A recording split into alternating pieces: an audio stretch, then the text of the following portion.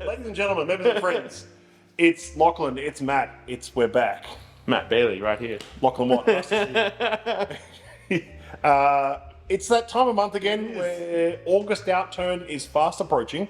So we're opening a bottle from the archive. Yes. The famous Society archive upstairs at Whisky Alement, to share around of something that you guys tucked away years ago again. Yes, this is actually one that I know for a fact that Julian and I selected personally. Oh, right. In 2017 it would have been when this was released. So I remember this one quite well. I'm not going to lie, I was surprised when you chose this one. Yeah. Because this is not... We've had some bangers this year and some real sort of like, oh, that's a massive sherry whiskey or that's a really old Armagnac or something like that.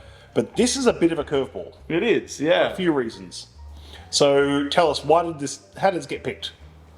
Well, I actually can't remember. I just remember really enjoying it at the time. Because it's young and sprightly. It is. It's also Distillery 60, which we see very little of. Just after the livery had changed as well. So this was some of the early stock that we saw in this new livery. Yep. In the new label. Yeah. And we all sat around at staff training, and this was our favourite out of the lot, and we just chose to have more of it. Let's crack it open. Yeah, let's do it. Yeah. So it's a distillery that you don't see independent bottlings of very often at all. Seeing a few more nowadays. A few more, but I'm talking back then. Especially, like, none. Like, as in, you'd see other distilleries from the Dewars stable. You'd see Craigellicky, you'd see Altmore, but you wouldn't see too many of these ones. So let's have a bit of a pour. And it's a young and sprightly, which is not too many of those in the archive. It's a nice flavour profile, don't get me wrong. It's just one that you definitely see less of being archived because they're generally younger, they're fun, they're more approachable, they're just sort of like sprightly breakfast drams, if you like. Yeah, go. Oh. Very vibrant, isn't it? Very vibrant. You know, lots of melon. It's just got such a lovely spirit character. I think this is one of those distilleries that is hugely underrated for their spirit characters, and like no one really like. How many people would you say would ever say that this is their favourite distillery? I mean, legitimately. I mean, not many. It is a lot of people really enjoy it and know it quite well. You hear other people say the other A distilleries they love. I'm the biggest Ardbeg Tragic, or I love Aberlour, but you never hear people talking about this one. Very, very irregularly. Cheers, by the way. Cheers. Yeah. What's that? The proof is up there, isn't it? It's like 61 on the dot. Yeah, 61% ABV. 8 years old.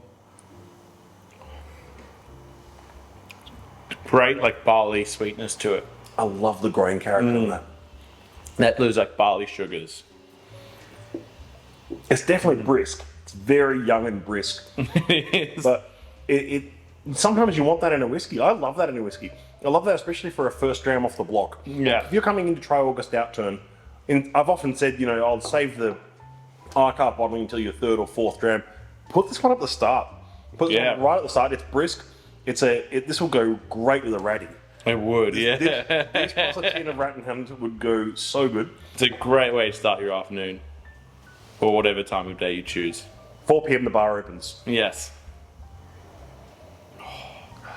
And this is pretty damn affordable as well. For members, $21. It's great. That's for a 30ml, by the way. You can order half drams or full drams, but members price, bring your membership card. I just love that honeydew melon that's coming off the nose. But I also love the muscle rub element. Yeah, the Tiger Balm. Yeah, Tiger Balm. There's a Tiger Balm note to this, which you don't get in a lot of young spirit. You often get but the melon, you're right, but the green melon, really like underripe green melon. If you try that with water, I'm going to try it with a... No, I'm going to. I'm keen to try this one with a drop.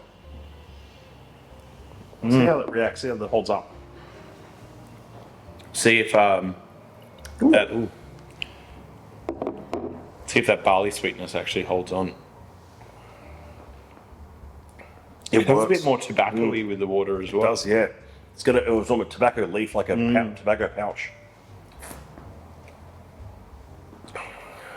Like old ashtray, like a old wooden ashtray. And that barley sweetness definitely holds on the palate.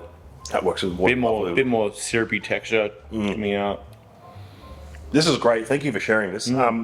This is an example of something that's come out of the archive that we just go, this is it's a very different spirit, and it's great to explore this spirit that's not, 20 years in oak or 15 years in sherry or something. It's like it has a lovely barley sweetness, melon notes, a bit of that tiger balm. It's definitely got the distinctive honey character that this distillery is famous for as well. It's almost like an archetype Scotch whiskey. It is, yeah. It's like one of those ones where you go, if you were to show someone what Scotch whiskey is supposed to be, in a way, it's like, that's great.